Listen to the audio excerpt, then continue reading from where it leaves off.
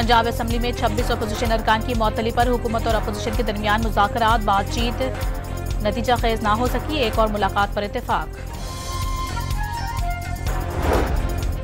26वीं तरमीम के हक में वोट देने वाले पीटीआई अरकान पार्लियामेंट के खिलाफ एक्शन। ज़हूर कुरैशी, औरंगजेब कच्ची, मुबारक ज़ेब खान, इलियास चौधरी और उस्मान अली को तहरीक इंसाफ से निकाल दिया गया।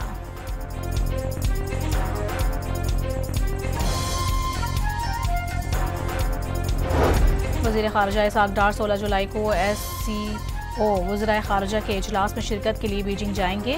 इजलास में पाकिस्तान समेत भारत, ईरान और रूस के नुमाइंदे भी शिरकत करेंगे। रावलपिंडी से लाहौर जाने वाली बस को चक्री इंटरचेंज के करीब हादसा, 5 अफराद जान बहक, 28 जख्मी हो गए।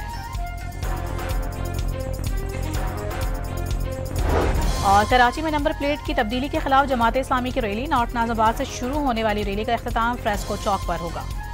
पंजाब असम्बली में 26 अपोजिशन अरकान की मअतली पर हुकूमत और अपोजिशन के दरमियान मुज़ाकरात बातचीत नतीजा खेज ना हो सकी, एक और मुलाकात पर इत्तेफाक।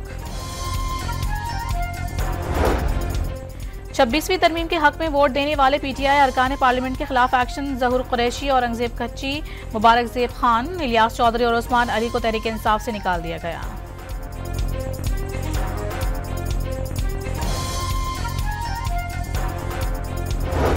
वज़ीर ख़ारिजा इसहाक़ डार 16 जुलाई को SCO वज़राए ख़ारिजा के इजलास में शिरकत के लिए बीजिंग जाएंगे।